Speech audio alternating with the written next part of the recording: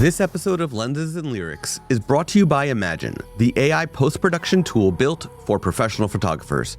Whether you're culling hundreds of photos or editing full galleries, Imagine helps you get your time back by learning your style and handling the heavy lifting. That means less time behind the screen and more time doing what you love, like growing your business or rocking out with your band. Check them out at lenseslyrics.com/imagine. That's IMAGEN.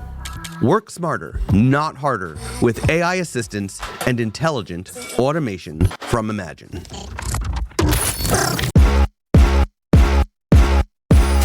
Welcome to Lenses and Lyrics, where music and photography collide. This podcast dives into the crossover world of photographers who are or were musicians, those whose passion for sound influenced the way they see through the lens. Connect with all things Lenses and Lyrics at lenseslyrics.com.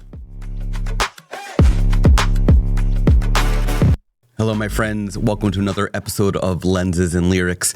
Today is a different type of episode because I recorded an episode of a different podcast that I host called the Workflows Photography Podcast. And my guest, Zac Wolf, got his start photographing bands in the Boston hardcore music scene. And during the conversation about his photography workflows, the topic of music and band photography came up. So I thought I would take a short clip from that episode and share it with you here on Lenses and Lyrics. Now, you're going to hear this before Zac's episode of Workflows actually goes live. So in the meantime, in the show notes for this episode, which you can get at lenseslyrics.com, I am going to share the link to the other podcast that I host called the Workflows Photography Podcast, where you can eventually listen to the full episode and you can sign up to get notified when new episodes air. So for now, enjoy this brief conversation with Zac Wolf as a sort of teaser for his full episode at the Workflows Photography Podcast. Did you have a bar mitzvah? I did have a bar mitzvah, yeah. What was your theme? So I was, as we were discussing before we recorded, I was a musician before I switched to photography. So it was a music themed, but not a cool kid music themed. It was like my tables, you give nicknames to all the tables. Mm-hmm. My table was the Piano Man. So it was literally like Billy Joel and Elton John, and my parents picked the music. That's a good one. I mean, it was fun. My cake literally had a clarinet on it. So, because I played clarinet in high school. The coolest of instruments. The coolest of instruments. You never got to bust out your clarinet in a pop punk band? No, but I actually got into Berkeley College of Music playing it. So I was good. There you go. You could be the king of clarinet. Who knows? I could be. I haven't picked it up in years. Anyway, so let's actually shift into music for a second, since we're here, right? Yeah. You were telling me before we hit record that you started by photographing bands, as did I. Mm-hmm. Can you share that story of who you were photographing, what you were photographing, how you were doing it, and how that shifted into weddings? Yeah. So going back to like 2005, I was a part of like the punk hardcore scene in South Florida. Like, I grew up in Boca Raton. Most of the shows I went to were in Miami and West Palm, because those are like the major cities. So I wanted to like contribute. I wanted to be in a band. I wanted to do all that stuff. Turns out I have no musical talent. I was not a clarinet whiz. I was not a guitar player. I was nothing. So that wouldn't have got you very far in the punk hardcore scene anyway. Listen, there's flute on a hardcore record from last year, so you're missing out. But yeah, so like I was just like, okay, like what can I do? And no one was really shooting shows at that point, at least in South Florida. Like, so I started bringing my dad's like Canon PowerShot to shows and leaving it. I think it only had automatic. Like, I don't know what else it had. And then I remembered, I'd post them on like our message boards, and then I started a Flickr. And that was like my big, like, this is the source of all my photos. And then I figured out how to do shutter drag on the PowerShot. And that was like, what is he doing? This is so cool. Like, people loved him. And then very, very, very common punk band style Yes. Photos. Yes. And then my 18th birthday, I was given a Canon Rebel. And Nice. that's the reason when people ask me why I shoot Canon, I said, because I started with Canon and I'm too lazy to That's change. Yep. And I started shooting more shows and shirts would have my photos on them, records and stuff. And then in 2007, I moved up to Boston where the hardcore scene there was like kind of at an all-time high. Bands like Have Heart and Verse and The Carrier and all that stuff were kind of blowing up from that area. And there was a national message board that everyone would kind of check in on what Boston shows were doing. And I kind of grew a name from that, which was really cool. I'm very fortunate that my real name is Zac Wolf. So it's very easy to remember. It's very easy to spell. So people, and like back in that day, we would watermark all the photos. So everyone knew my name because it was on there. And you should see my first watermark because it is incredibly cringy. Weren't they all? Yes. It was like a big X with just a photo of a Canon Rebel over it. Oh, nice. Very nice. cool. And then from that, it was just like, I was trying to mix it up and try to shoot bands different ways and figuring out like, okay, like I'm in this shitty basement. How can I make it look interesting? Or, right. Started doing off-camera flash at shows, which is now pretty common. But at the time, like there weren't many of us doing that. Yeah. And then through that, someone was just like, hey, can you shoot a wedding? I was like, yeah, I've never been to one, but I could figure it out.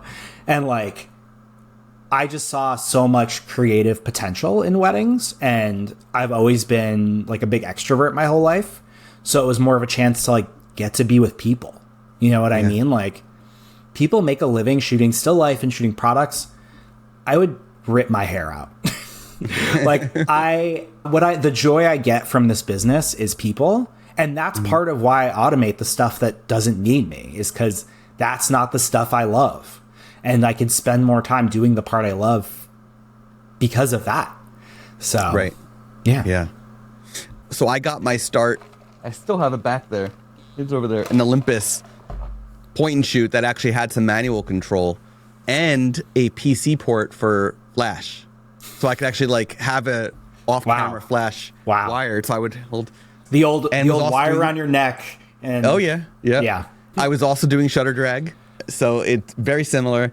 To differentiate my photos from others in the New Jersey punk scene, I would actually incorporate every band I was photographing. I would have photos of their feet, because guitar pedals, bass pedals, tuners, whether it's Converse All-Stars or Vans or whatever, the band Penfold, they would actually wear like black shoes, like dress shoes, or like Doc Martens, So everybody had their own style, and it was like a cool way to remember that band by their shoes. It was just a fun thing. So you got to do something weird. If you're, everyone's shooting the exact same thing, how are you going to stand out? Like I remember the year that I went in 2008, I went to Sound and Fury, which is a big fest in California.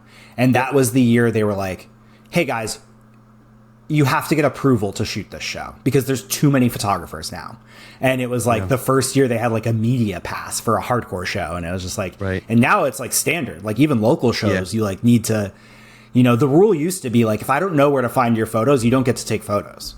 Because people would show up, take photos, then you just never see them again. And I mean, now luckily with Instagram and stuff, like it's been amazing. It's so great that like, I like as a fan of band photography, it's been fun to just like follow bands and then they'll collab with photographers, so you see it in their feed, and it's like the quality of band photography out there now is so high. Like the bar is so much higher than it was back in our day.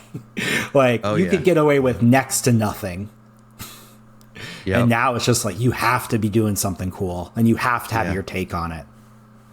I'm at the point now where, like, for example, Matt Pryor from the Get Up Kids is coming back to New Jersey very soon to do it's a solo tour that he's doing. And I'm like, okay, I'm going to go, but do I want to go with my camera? It's literally at a brewery, small one. So I'm like going to be like right up close. There's no stage. Do I want to bring a camera and photograph or video, or do I want to just go and enjoy it? Right?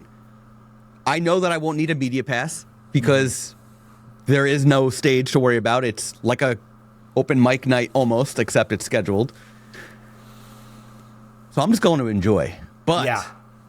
if he said, hey, come to the Get Up Kid show next time we're around and we'll get you a media pass, I would go and photograph it.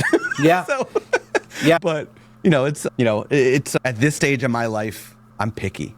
Yeah. I'm picky about when I want to bring the camera. Yeah, that back to Have Heart. They were just kind of like the important band for me in my life, and especially my life as a photographer, because I photographed them all through my time in Boston. Their final show was like kind of like my last time really shooting bands, like heavily. And then I photographed their first reunion when there were 10,000 people outside in Worcester, Massachusetts, which was incredible. And then they just did a reunion this past year, and they reach out and they're like, did you want to shoot this? And I'm like, you know what? I've seen you guys probably 100 times and I've never just watched. So no, like, thank you for the offer. But like, I'm going to stage dive to Have Heart for the first time in my life. And it was incredibly awesome to get to do that and see it. And like, they killed it with all their reunions, but I did hurt myself a little bit, but it's fine. Yeah. I had to make that decision recently as well. Same brewery, this one brewery that's an hour and a half north of me started doing shows, which a lot of them are reunions or like comebacks and stuff like that. So Cave-In, they disbanded a while back. Cave-In, they're satellites on my leg, by the way. It's one of my tattoos. Very cool. So they disbanded. They lost their bassist in a tragic car accident. They've done like a comeback sort of, and Stephen Brodsky, the lead singer, and Adam McGrath, who's their lead guitarist, they did an acoustic show at this brewery. And again, I'm like, do I bring my camera or do I just go and enjoy it? So I just went and enjoyed it because they are my absolute favorite. And of course, I whipped out my phone and recorded a couple songs, but I'm not looking at my phone. I literally put it down and I'm just like watching and absorbing and whatnot. And you have to do that. You have to make the decisions of when do I pay attention and when do I actually look through the LCD of my the screen of my camera. And I think that decision to just enjoy that last show was a very smart decision. It's funny because getting away from bands, like we go to Disney, we live like 30 minutes from Disney, we go all the time, and like watching people spend 15 minutes recording a video of the fireworks when there's HD tripod footage on YouTube already. Like, just watch the fireworks. Like, you fought tooth and nail for a good spot. Your kid is on your shoulders. Like, just watch the fireworks. You're not going to go back and watch this video. Right. Totally. Like, to me, it's like I'd rather watch my kids' facial expressions. Yeah. Than that. I don't even care about watching the fireworks. I want to see the facial expressions of my kid enjoying the fireworks. Yes.